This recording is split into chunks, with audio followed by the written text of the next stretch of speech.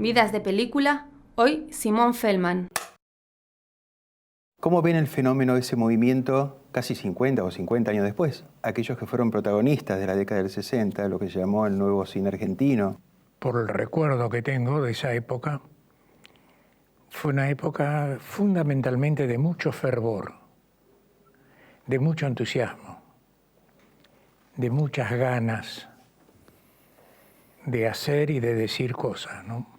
Había como un sello, una característica de esos directores. La mayoría no provenía de la industria, exceptuando a Martínez Suárez, que había sido asistente de dirección de Lugones, pero el resto venían diferentes disciplinas artísticas. Antín de la literatura, Birri del teatro de títeres y vos de la pintura. Sí. ¿Cómo fue eso? ¿Cómo fue tu descubrimiento del cine?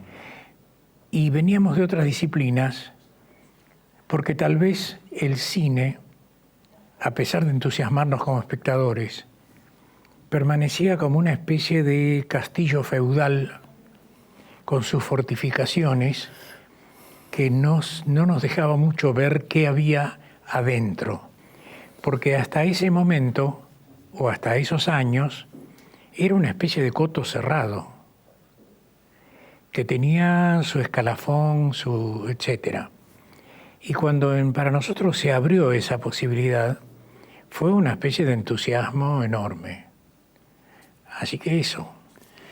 No, además, siguiendo un poco esta idea, vos no te conformaste solamente con que alguien te abriera las puertas. Vos te preocupaste de ir a estudiar a París. En el año 52 estuviste cursando en el IDE, que es el Instituto de Cine de París, sí, que era como el centro de formación top, digamos, en Europa. O sea que vos además, tu preocupación era formarte en otro ámbito que no fuera solamente el empírico, el de la experiencia. Tenía bien claro el enorme poder que tiene la enseñanza, el aprendizaje, que no bastaba con el fervor, con el entusiasmo, con las ganas de hacer, sino que había que tener una formación lo más sólida posible. Llegaste a Buenos Aires, organizaste algo que era inédito en la Argentina, los seminarios de cine, sí, o sea, un ámbito de discusión teórica del cine, y editaste una revista que fue también emblemática, Cuadernos de Cine, pero fue una apuesta muy interesante sí, esa, porque sí, abrió el debate teórico sobre el cine. sí. ¿Y cómo era? ¿Había público para esos seminarios? Sí, sí. Había un público joven con mucho fervor, porque, te reitero, hasta ese momento el cine era más bien un coto cerrado. Se formaban desde adentro, es decir, uno empezaba como empujador de carros para el traveling y seguía con esto, aquello. O sea que la gente de cultura que quería entrar no había manera. Entonces, sí, pero por suerte eso se modificó y a pesar de todo lo que a veces parecía como un coto cerrado, yo descubrí dentro del terreno profesional de esa época gente muy valiosa. Viñoly Barreto, por ejemplo, que no es muy conocido ahora, fue una gran persona y además un tipo que ayudaba. Bueno, justamente Viñoly Barreto fue tu supervisor de dirección en tu primer largo. En efecto. Ese largo del 59, que habías hecho vos una versión en 16 milímetros anterior, que después tuviste que repetirla en 35. Esa fue El Negoción. El Negoción, sí, El Negoción. Sí. En El Negoción figura él como supervisor de dirección. Sí, porque si no, yo no podía trabajar. No podías trabajar por cuestiones reglamentarias de SICA. Sí. Claro. Y viendo El Negoción, 50 y pico de años después, es una maravilla una versión no de una república bananera, de una república bostera, porque ahí lo que se trata es de negociar los excrementos de caballo en Villa Caballete, que era una especie de versión de la Argentina, y realmente me pareció, visto después de tanto tiempo, una película muy provocativa porque el presidente es un general corrupto, es corrupto el gobernador, es corrupto el alcalde, las coimas, o sea, estabas haciendo un retrato de la Argentina 60 años antes de muchos hechos que están ocurriendo, ¿no? Y realmente me parece que vale la pena que mostremos una secuencia que es desopilante, tratada en un tono bien paródico, donde el presidente, un militar condecorado de guerras que nunca hizo, recibe la coima y habla con el embajador norteamericano.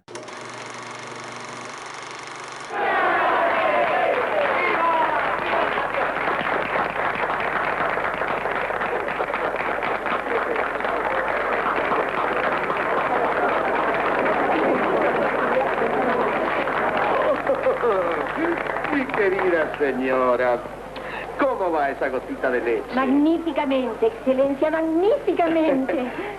¿La recuerda, Excelencia? Es mi nena.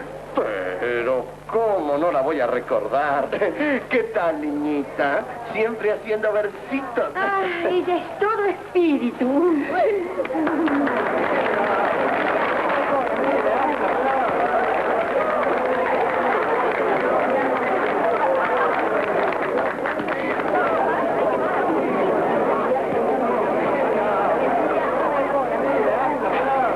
¡Qué emoción, señores! ¡Qué emoción! Hoy es un día maravilloso para el país, para toda la humanidad. Nuestra compañía ha demostrado que la fuerza del espíritu vale mucho, señores. ¡Mucho! ¡Mucho! Por favor, no es el momento.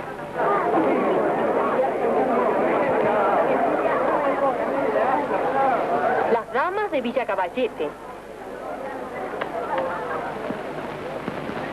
La Sociedad de Inválidos de Guerra. La Cámara de Comercio de Pegaso.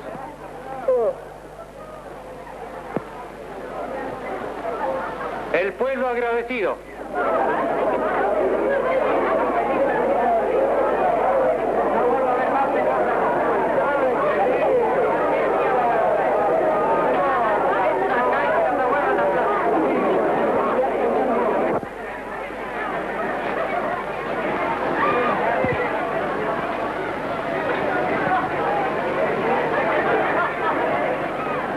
Pero, señor embajador, ustedes cada día piden más. Sí, es cierto, pero tienen la concesión de los ferrocarriles, de los puertos, de la fruta, del café y ahora del abono. ¿No es mucho? ¿Cómo la pudiste estrenar sabiendo que en este país había habido golpes militares protagonizados por generales también con medallas de batallas inexistentes y corruptos, digamos? Sí. ¿Cómo fue? Como directamente la crítica a ese aspecto no quedaba muy bien hacerla, la crítica iba al hecho de la bosta. ¿Cómo hacer una película con la bosta? Esa fue la mayor crítica. Mira vos. No el otro asunto, que era el fundamental, ¿no? Claro. Esta película, aquí la crítica no te acompañó y sin embargo en el exterior vos tuviste muy buena Sí, recepción. Inclusive hay una frase de Andrzej Wajda, el famoso, el gran director Sí. polaco, que dijo, es una película de Chaplin sin Chaplin. Es cierto, pero hubo periodistas, por ejemplo, Homero Alsina Tevenet, un periodista uruguayo, un crítico buenísimo. Sin embargo, él la elogió mucho. Hubo quienes la elogiaron. Al año estabas estrenando otra película, Los de la Mesa 10. ¿Aquí le parece bien? Sí, me gusta ver pasar la gente. Permiso.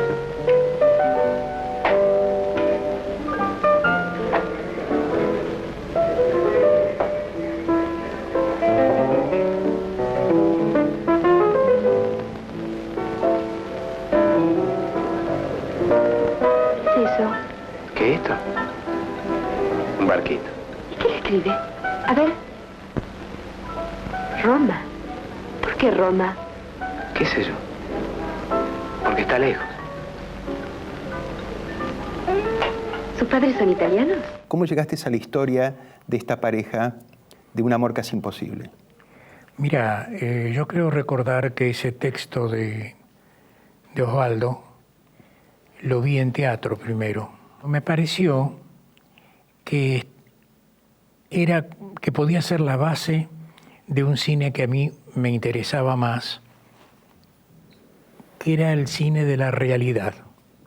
Tratar de mostrar el Buenos Aires que yo quería como pintor, como dibujante, como amante de la ciudad. De manera que esa visión me dio una idea de que envolver esa pequeña historia de esa pareja en el ámbito real de la ciudad era lo que más correspondía. Y eso traté de hacerlo. Y aunque parezca mentira, muchos espectadores no lo saben, pero fue la primera película donde se muestra Buenos Aires de una manera tan natural y tan casi documental.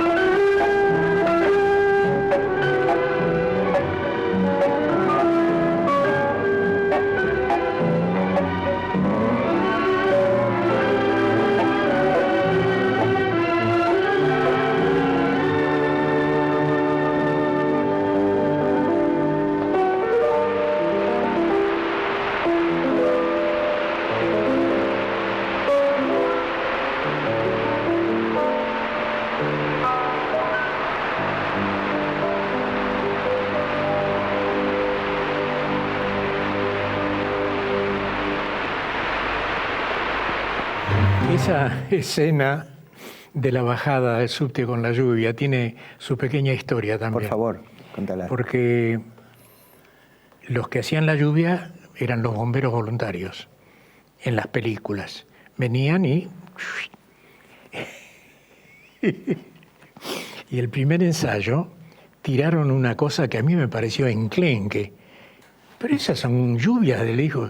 Pero eso no se nota. Y bueno, los liquidaron a los pobres. Sí, porque es una lluvia muy intensa, sí. Muy intensa. Casi un diluvio, te voy a decir. Sí, totalmente. Vos elegías muy bien a tus colaboradores, porque en tu primera película de Negoción, la música de Osvaldo de los Ríos es fantástica. Y acá elegiste a Horacio Salgán, que me parece que la partitura es un prodigio. Mira, yo la oigo después de tanto tiempo y me conmueve, ¿eh? Pero además, en la elección de tus colaboradores, acá hay un profesional que después tuvo trascendencia mundial y que debutó en tu película, Ricardo Aronovich, Sí. que después trabajó con Antin y con muchos directores.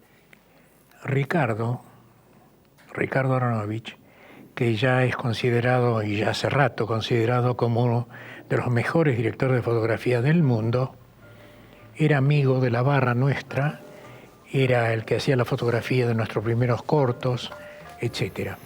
De manera que yo quise que hiciera la fotografía de esta película. No lo querían dejar, porque no había hecho otra película antes, porque no estaba afiliado al sindicato. O sea que había muchas trabas entonces. Parece una cosa estúpida, dicha hoy, donde todo fluctúa naturalmente y muy bien. De modo que cuando él además iluminó de esa manera, vos sabés que hubo quienes, no digo nombres, dijeron, pero ¿cómo si se está todo oscuro cuando se mueven para acá? No se ve. La tónica en ese momento era que todo tenía que estar muy bien iluminado. Y él hizo una iluminación realista, que le dio mucho más sentido a la historia. Bueno, pero siempre es así con todas las cosas, hay que esperar que evolucionen todo.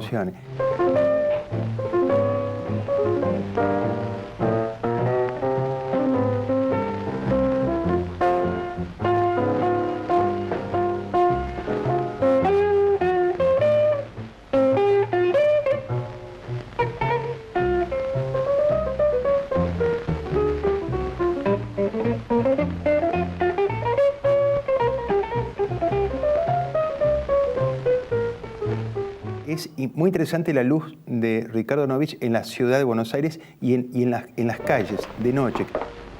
¿Qué hay que tomar? ¿Te gusta caminar? Sí. Vamos caminando entonces, es cerca. Lo que ocurre es que él respetaba la luz natural. Él diafragmaba para la luz natural, mientras que había un criterio en general de que había que iluminar esto para que la... Sí. Totalmente distinto. Anduvo muy bien de crítica, Tengo miedo de decir macabro. pero, y esto hay que remarcarlo, el Instituto de Cinematografía no te dio ninguno de los 15, había 30 películas, 15 posibles premios a la producción y esta película no recibió ningún premio. Así es, no, ninguno. ¿Cómo Bueno, es eso? mirá, por otra parte, no tuvo estímulos para la exhibición, etcétera. Pero en fin, es historia antigua. Editaste 8 libros sobre diferentes visiones del cine. Sí. Tu tarea fue la docencia, la investigación y el desarrollo teórico. De hecho, yo fui alumno tuyo y como te dije en un momento, yo aprendí con vos una cosa que al principio fue una verdad muy cruel. Una película antes de filmarla hay que escribirla. Mirá, eso tiene un doble sentido, porque el objetivo de él insistir sobre el guión era el objetivo de pensar antes, porque en muchas etapas hubo una especie de espontaneísmo que había que salir a filmar, que ya después en el montaje, y no, si no lo habías pensado, el montaje no te arregla una cosa que no está bien hecha. De manera que ese era el sentido, pensar antes, por eso el guión. En fin, pero son épocas, te aseguro que ahora por lo que vos me estás recordando y lo que veo, muy conmovedor. Luego de haber hecho una serie de cortometrajes, una serie importantes de cortometrajes, ¿cómo fue esa experiencia de haber encarado ese proyecto? Mis orígenes vienen de la pintura, el dibujo, etc. Y la animación me interesó de entrada. Era como una especie de pequeña magia. Creo que es un género que se ha un poco menospreciado porque hay películas de animación casi todas nada más que con elementos para niños, etc. Pero se han hecho películas de animación extraordinarias. De modo que, bueno, yo intenté el género.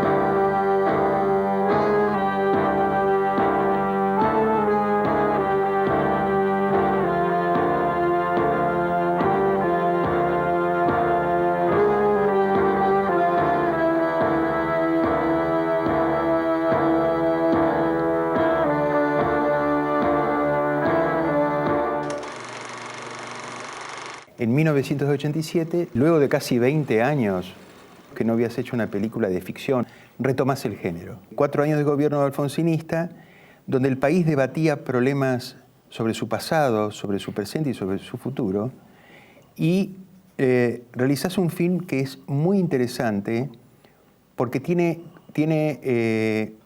elementos del documental, elementos de lo sociológico, del debate. Y quería preguntarte algo que descubrí al inicio. Está dedicado este film a tus hijas. lo vi como un legado esta película, Memorias y Olvidos, justamente. Bueno, mi hija menor es una de las desaparecidas. Y sé que fue asesinada. Eso. Si vos a través nuestro pudieras dirigirte a tus compatriotas de todo el país, ¿qué se te ocurre? ¿Qué les dirías en este momento? Que participen, que no tengan miedo, que participen. Que participen, que no tengan miedo, que participen. Que participen, que no tengan miedo, que participen. Que participen, que no tengan miedo, que participen. Que participen, que no tengan miedo, que participen. Que participen, que no tengan miedo, que participen. Que participen, que no tengan miedo, que participen.